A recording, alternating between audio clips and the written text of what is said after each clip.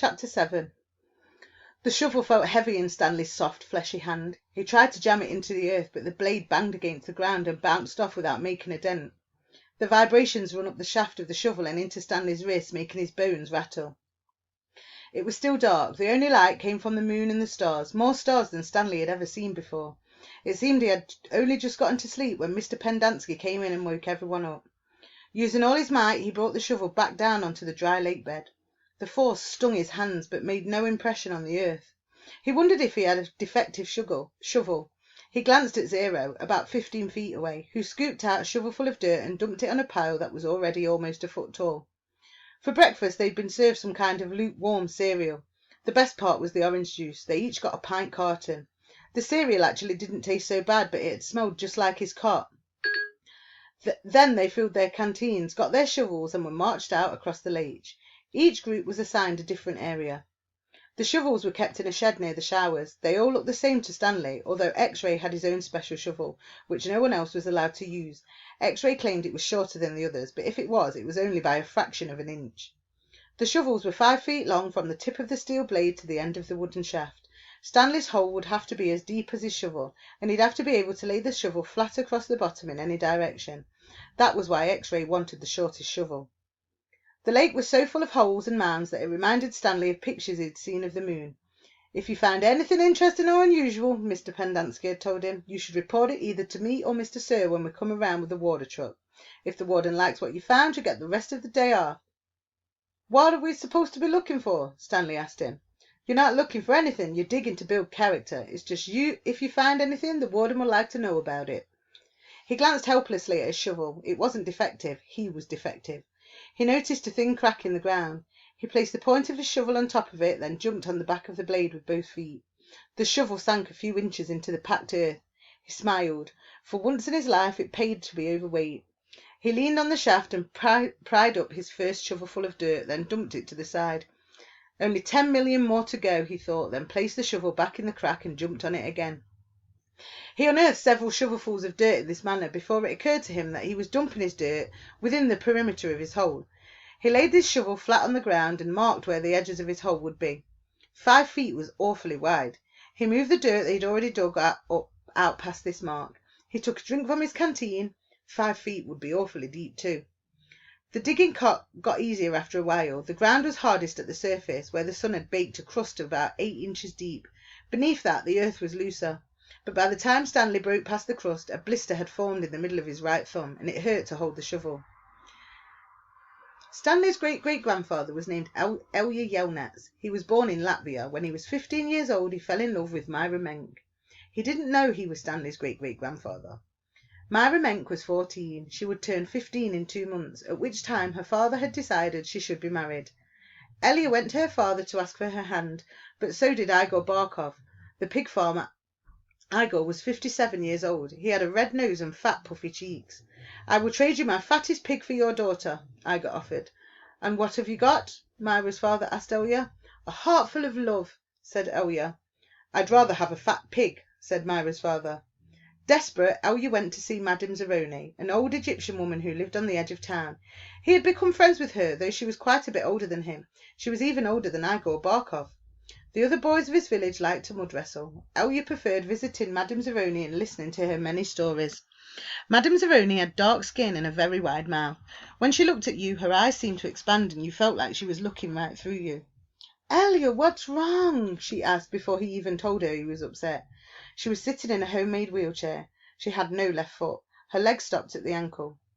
I'm in love with Myra Menk, Elya confessed, but Igor Barkov has offered to trade his fattest pig for her. I can't compete with that. Good, said Madame Zeroni. You're too young to get married. You've got your whole life ahead of you. But I love Myra. Myra's head is as empty as a flower pot. But she is beautiful. So is a flower pot. Can she push a plough? Can she milk a goat? No, she's too delicate. Can she have an intelligent conversation? No, she is silly and foolish. Will she take care of you when you are sick? No, she is spoiled, and she will only want you to take care of her. So she is beautiful. So what? Pfft. Madame Zeroni spat on the dirt. She told Elya that he should go to America. Like my son, that's where your future lies, not with Myra Menk. But Elya would hear none of that. He was 15, and all he could see was Myra's shallow beauty. Madame Zeroni hated to see Ella so forlorn. Against her better judgment, she agreed to help him.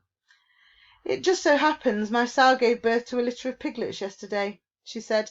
"There is one little runt whom she won't suckle. You may have him. He would die anyway." Madame Zeroni led Ella round the back of a house where she kept her pigs. Ella took the tiny piglet, but he didn't see what good it would do to him. It wasn't much bigger than a rat. "He'll grow," Madame Zeroni assured him. "Do you see that mountain on the edge of the forest?" "Yes," said Ella. "On the top of the mountain there is a stream where the water runs uphill. You must carry the piglet every day to the top of the mountain and let it drink from the stream. As it drinks you are to sing to him." She taught Ella a special song to sing to the pig. "On the day of Myra's 15th birthday you should carry the pig up the mountain for the last time. Then take it directly to Myra's father. It will be fatter than any of Igor's pigs." "If it is that big and fat," asked Ella, "how will I be able to carry it up the mountain?" "The piglet is not too heavy for you now, is it?" asked Madame Zeroni. "Of course not," said Ella. "Do you think it will be too heavy for you tomorrow?" "No." "Every day you carry the pig up the mountain it will get a little bigger, but you will get a little stronger. After you give the pig to Myra's father, I want you to do one more thing for me." "Anything," said Ella. "I want you to carry me up the mountain, I want to drink from the stream, and I want you to sing the song to me." Ella promised he would. Madame Zeroni warned that if he failed to do this, he and his descendants would be doomed for all of eternity. At the time, Ella thought nothing of the curse. He was just a 15-year-old kid, and eternity didn't seem much longer than a week from Tuesday. Besides, he liked Madame Zeroni and would be glad to carry her up the mountain. He would have done it right then and there, but he wasn't strong enough yet. Stanley was still digging. His hole was about 3 feet deep, but only in the centre. It sloped upwards to the edges. The sun had only just come up over the horizon, but he could feel its hot rays against his face. As he reached down to pick up his canteen, he felt a sudden rush of dizziness and put his hands on his knees to steady himself. For a moment he was afraid he would throw up, but the moment passed. He drank the last drop of water from his canteen. He had blisters on every one of his fingers and one in the centre of each palm. Everyone else's hole was a lot deeper than his. He couldn't actually see their holes, but could tell by the size of their dirt piles. He saw a cloud of dust moving across the wasteland and noticed that the other boys had stopped digging and were watching it too. The dirt cloud moved closer, and he could see that it trailed behind a red pickup truck. The truck stopped near where they were digging, and the boys lined up behind it. X-ray in front, Zero at the rear. Stanley got in line behind Zero. Mr. Sir filled each of their canteens from a tank of water in the bed of the pickup. As he took Stanley's canteen from him, he said, "This isn't the Girl Scouts, is it?" Stanley raised and lowered one shoulder.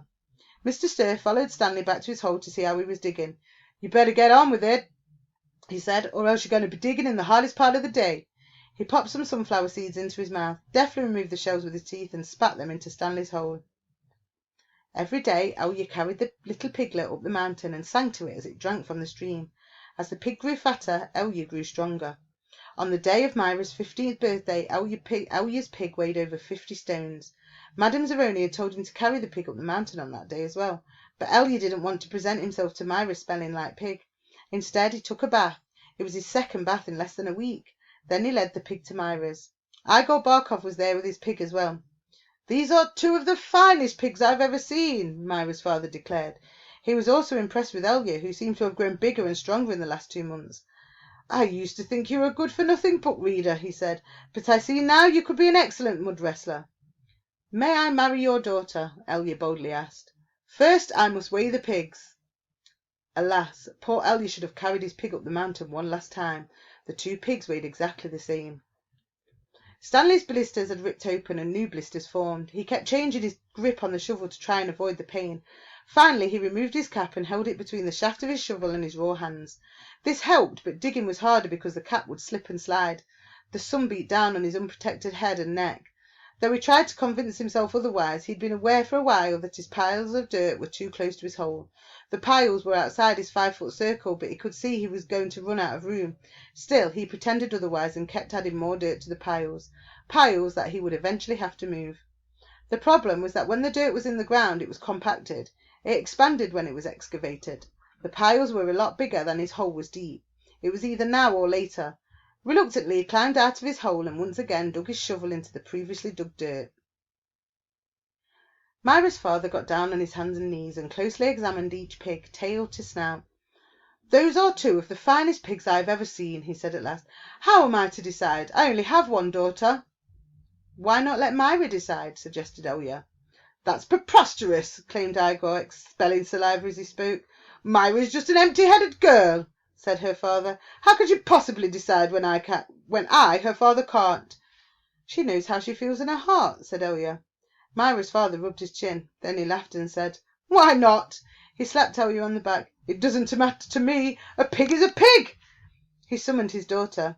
Elia blushed when Myra entered the room. Good afternoon, Myra, he said. She looked at him. You're Elia, right? She asked. Myra, said her father, Elia and Igor have each offered a pig for your hand in marriage. It doesn't matter to me. A pig is a pig, so I will let you make the choice. Whom do you wish to marry? Myra looked confused. You want me to decide? That's right, my blossom, said her father. Gee, I don't know, said Myra. Which pig weighs more? They both weigh the same, said her father. Golly, said Myra, I guess I'd choose Elia. No, Igor. No, Elia. No, Igor. Oh, I know. I'll think of a number between 1 and 10. I'll marry whoever guesses the closest number. Okay, I'm ready. 10, guessed Igor. Elia said nothing. Elia, said Myra. What number do you guess? Elia didn't pick a number. Marry Igor, he muttered. You can keep my pig as a wedding present. The next time the water truck came by, it was driven by Mr. Pendanski, who also brought sack lunches. Stanley sat with his back against a pile of dirt and ate. He had a bologna sandwich, potato chips, and a large chocolate chip cookie. How you doing? Asked Magnet. Not real good, said Stanley. Well, the first hole's the hardest, Magnet said. Stanley took a long, deep breath. He couldn't afford to dawdle. He was way behind the others, and the sun just kept getting hotter. It wasn't even noon yet, but he didn't know if he had the strength to stand up.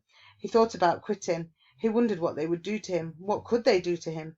His clothes were soaked with sweat. In school he had learned that sweating was good for you. It was nature's way of keeping you cool.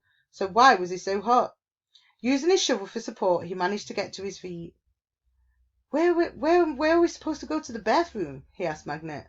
Magnet gestured with his arms to the great expanse around them.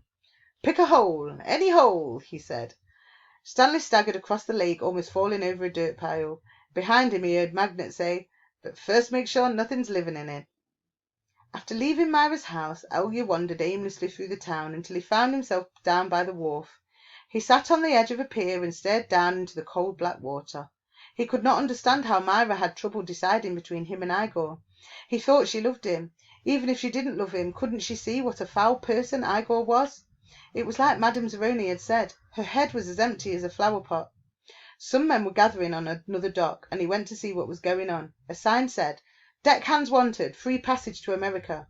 He had no sailing experience, but the ship's captain signed him aboard. The captain could see that Elia was a man of great strength. Not everybody could carry a full-grown pig up the side of a mountain. It wasn't until the ship had cleared the harbour and was heading out across the Atlantic that he suddenly remembered his promise to carry Madame Zeroni up the mountain. He felt terrible. He wasn't afraid of the curse. He thought that was a lot of nonsense. He felt bad because he knew Madame Zeroni had wanted to drink from the stream before she died. Zero was the smallest kid in Group D, but he was the first one to finish digging. You're finished? Stanley asked enviously. Zero said nothing. Stanley walked to Zero's hole and watched him measure it with his shuffle. The top of his hole was a perfect circle, and the sides were smooth and steep. Not one dirt clod more than necessary had been moved from the earth. Zero pulled himself up to the surface. He didn't even smile. He looked down at his perfectly dug hole, spat in it, then turned and headed back to the camp compound. Zero's one weird dude, said Zigzag. Stanley would have laughed, but he didn't have the strength. Zigzag had to be the weirdest dude Stanley had ever seen. He had a long skinny neck and a big round head with a wild frizzy blonde hair that stuck out in all directions. His head seemed to bob up and down on his neck like it was on a spring. Armpit was the second one to finish digging. He also spat into his hole before heading back to the camp compound. One by one, Stanley watched each of the boys spit into his hole and return to the camp compound.